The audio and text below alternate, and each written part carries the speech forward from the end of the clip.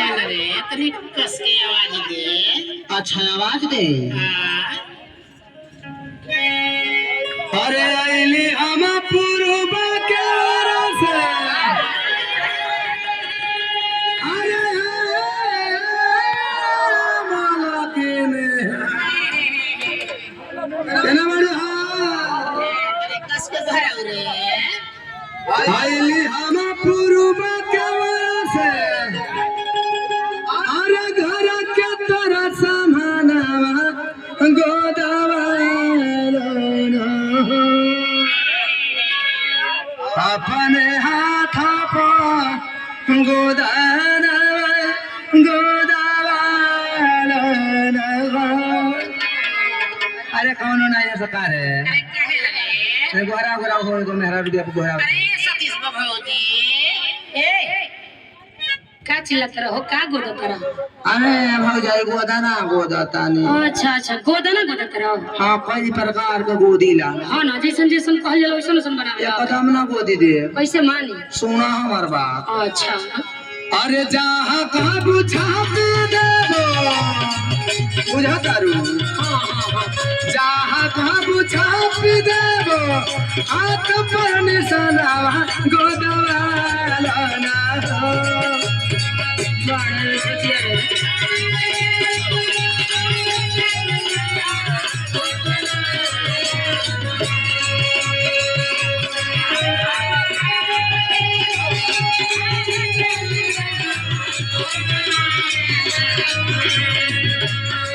जहाँ कहाँ बुझाप देबो हाथ पर निशानावा गोदवा लाना हो गोदवा लाना हो।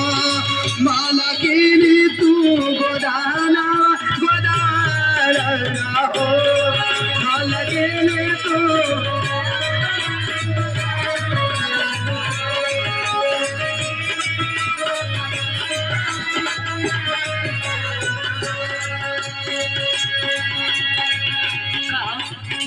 हाँ मालिकिन बोला।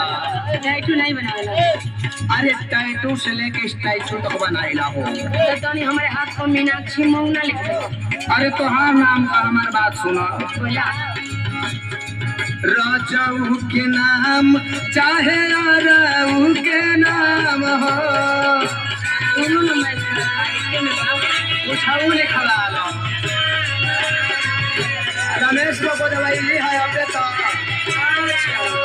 गुलशनो को लिखवाई ली है। कहिया ही को बड़ा सुधर लागी ढेरा ले तनई के दाम हो।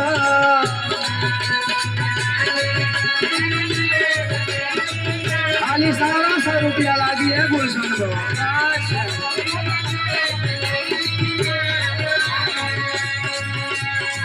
राजाऊ के नाम चाहे राऊ के नाम हो। बड़ा निमन लागी ढेर ले तनई के दाम हो। निकला हो जल्दी जल्दी अरे माला के दे। अरे बोला ना बोला।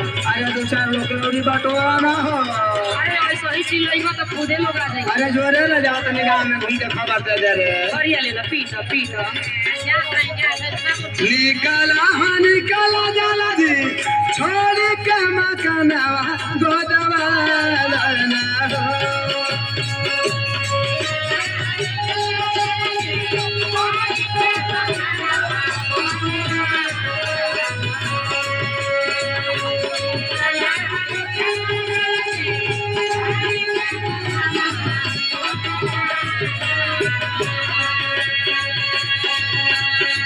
निकला हो निकला जाला दी छोड़ के मकानवा गोदवा लाना हो गोदवा लाना हो।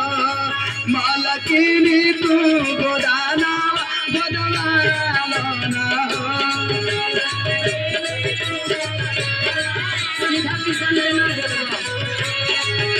उल्टी बोल रे भोजा कबूताना बोल दे।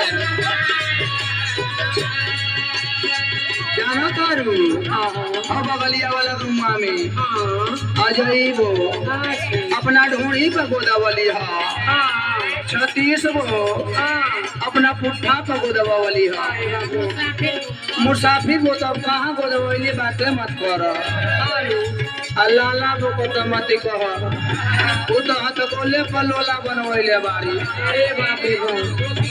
संतोष वो तो भाग गए हम सुइए देख के असाधु वो के मत कह उनके ओठ कजरी एगो तिल ऐसन को डले बानी मुस्कियात आ रही तो कई गो लफंगा उनके पीछे घूमता हूँ सुना ना ये कोनो शौखे ना हो सुना भोला भरी सूप देह हाथ पर छोटा वाला रामा सुना यार रमेश राजा वाहिर